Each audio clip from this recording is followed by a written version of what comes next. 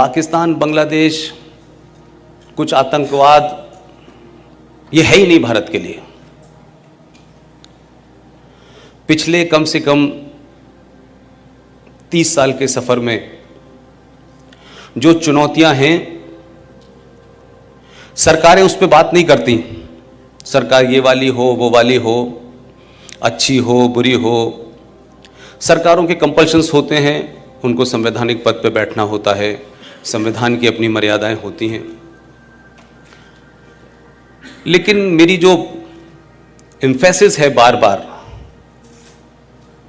कि सरकार क्या करती है, सरकार क्या नहीं करती, हमको सब कुछ सरकार के भरोसे नहीं छोड़ना चाहिए।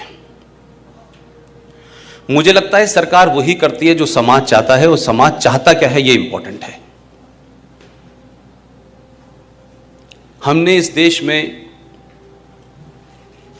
माइनॉरिटी के नाम पे छोटे छोटे ग्रुप देखे, लेकिन उन्होंने अपनी पोजीशनिंग इस भारत की राजनीति में ऐसी कर रखी है कि उनको 70 साल में इस बात का एहसास हो गया कि हम जिसको चाहेंगे हुकूमत पे बैठाएंगे, जिसको चाहेंगे उतार देंगे। और इसलिए इस देश में राष्ट्रवाद की तो कोई एक डेफिनेशन हो सकती है, लेकिन सेकुलरिज्म की 28 डेफिनेशन है अलग अलग दुकानों पे। हर पार्टी को अपने नाम के आगे सेकुलर लगाना या उनकी मजबूरी है, या वो समझते हैं कि ये शब्द जो है उनको सत्ता तक पहुंचा सकता है। तो लिहाजा हमने देखा कि एक सरकार बनती है तो सन 50 से अगर हम काउंट करना शुरू करें तो आप कुछ घटनाओं को देखेंगे कि एक जमाने मुस्लिम लीग हुआ करती थी। एक मुस्लिम लीग का हिस्सा पाकिस्तान में चला गया, उसके 7-8 टुकड़े हो गए वहां पर भी। अब एक मुस्लिम लीग नवाज शरीफ की है, एक मुशर्रफ साहब की है, एक फजलुर रहमान की है। ऐसी हमारे मुल्क में भी मुस्लिम लीग तो नहीं बटी, लेकिन जिस सेकुलरिज्म के एजेंडे पे ये सरकार को चलाने की बात की गई, उसमें ज्यादातर पार्टियों को लगा कि जब तक हम शब्द सेकुलर और उसमें खासतौर से मुसलमान उसको साथ नहीं रखेंगे तो सत्ता प्राप्ति नहीं हो सकती। यह बात अलग है कि शब्द सेकुलर जो था वो 76 में आपके संविधान में, आपके प्रियम्बल के अंदर, आपके जो मूलभूत ढांचा था उसमें जोड़ा गया और उसको कोडिफाइड भी किया कि ये करेंगे तभी सेकुलर आप रहेंगे, क्योंकि उससे पहले सेकुलरिज्म की जरूरत नहीं थी। तो 76 के बाद का आप अध्ययन करें और इस देश में कम्युनल वायलेंस देखें अगर, तो जिस दिन से ये इस शब्द का क्वाइन करके आपने संविधान में डाला और फिर उसको कोडिफाई किया कि सेकुलरिज्म का मतलब है कि आप अपने इतिहास को, आप अपनी संस्कृति को जितनी हीन भावना से देखेंगे उतने ही बड़े सेकुलर होंगे आप राष्ट्रवाद की बात करेंगे तो आप कम्युनल होंगे, आप हिंदुओं की बात करेंगे तो आप कम्युनल होंगे। तो इस तरीके का नैरेटिव एक क्रिएट इस समाज में कर दिया गया कि लोगों को लगा कि हिंदुत्व की बात करना, राष्ट्रवाद की बात करना ये बड़ा जोखिम का काम है। तो उसके हिसाब से बड़े बड़े संगठनों पे बैन भी लगाए गए जो हिंदुत्व की बात करते थे। तो आप देखें जैसे ही मुस्लिम लीग दिल्ली से बाहर होती चली गई धीरे धीरे और जो केरला में जाके सिमट गई, उसके बाद 1973 में बाकायदा उस वक्त की हुकूमत ने मिलकर के एक नई दुकान शुरू करवाई और उस दुकान का नाम था all India Muslim personal law board. क्योंकि मुसलमानों की जब तक कोई दुकान दिल्ली में नहीं होगी तो सेकुलरिज्म बिकेगा कैसे। अब वो all India Muslim personal law board एक अभी अभी इस देश के ज्यादातर लोगों को पता चला कि वो कोई एनजीओ है। उससे पहले कुछ ऐसा इंप्रेशन था कि all India Muslim personal law board जो है वो कुरान शरीफ का हिस्सा है। तो बड़ा समझाया लोगों को कि कुरान शरीफ का इससे कोई मतलब नहीं, एक एनजीओ है। और जो इंदिरा गांधी को जरूरत थी उस वक्त, इसलिए खुलवाई गई, उनकी सहमति से खुली।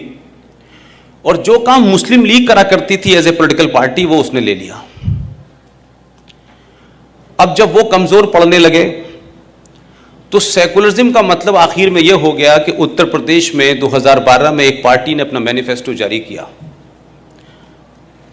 और अपने मैनिफेस्टो में ओपनली 2012 में उसने लिखा कि अगर हम हुकूमत में आए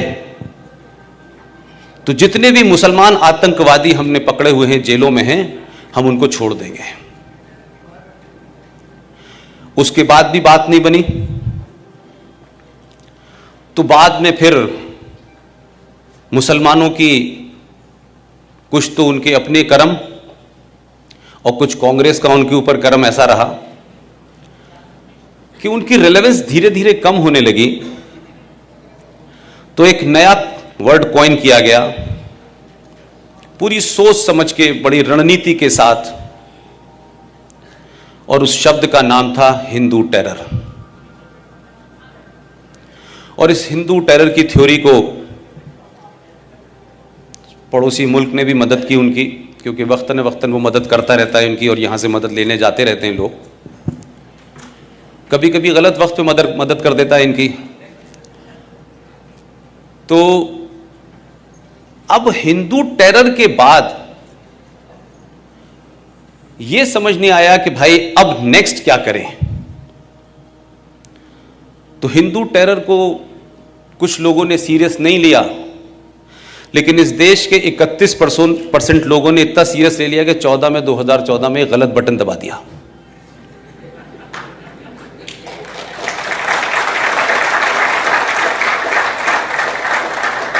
और उसका असर यह हुआ, जो मेरे लिए ज्यादा महत्वपूर्ण बात है, मुझे इसमें बहुत ज्यादा दिलचस्पी कभी नहीं रही कि सत्ता में कौन आया कौन गया। 2014 में जिस तरीके से इस देश के हिंदू को, मेजॉरिटी को पॉलिटिकली, सोशली गाली दी गई, उससे हिंदू ने कहा कि हम एक पॉलिटिकल टेररिस्ट बन के ही दिखाई देते हैं। अब उसका नतीजा यह हुआ कि सरकार में कुछ राष्ट्रवादी लोग आ गए। अब उनको यह अंदाजा नहीं था। आप सबको याद होगा कि 26/11 कब हुआ था, वो भी इलेक्शन से पहले की बात थी। लेकिन कुछ कुछ बातें दिल्ली से यहां नहीं पहुंचती हैं। जिस वक्त दिल्ली में, बॉम्बे के अंदर 26/11 हो रहा था, उस वक्त के पाकिस्तान के फॉरेन मिनिस्टर उस रात दिल्ली में मौजूद थे, जो इस वक्त भी पाकिस्तान के फॉरेन मिनिस्टर हैं। तो जब आप भारत से पाकिस्तान को देखते हैं तो आपको यहां के अखबार, अल्लाह उनको थोड़ी अकल दे, इतना बड़ा के लिखते हैं, लगता है कि पाकिस्तान कोई बहुत बड़ी ताकत है।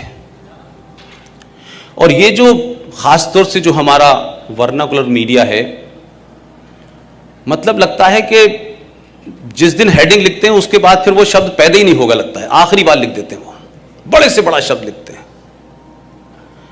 और उसकी वजह से आपने भारत के जनमानस के ऊपर एक साइकोलॉजिकल डर पैदा कर दिया है उस देश के बारे में, जो देश अपने आप से डरा हुआ है। जो बची कसर है वो हमारे मुल्क में कई मुसलमानों की दुकानें हैं, कोई 30-40, उसमें भी बड़े बड़े लोग हैं आजिल फाजिल, वो भी आपको डराते हैं। लेकिन 2014 में आप कौन सरकार आई या नहीं आई, उससे ज्यादा महत्वपूर्ण जो बदलाव मेरे लिए है कि पहली बार मैं इस देश में 4 या 5 लोकसभा इलेक्शन कवर करने के बाद मैं देखता हूं कि जो राष्ट्रवादी ताकतें थीं उनको अपने हिंदू होने पे जो अपोलोजिस्टिक थे वो समाप्त हो गया है।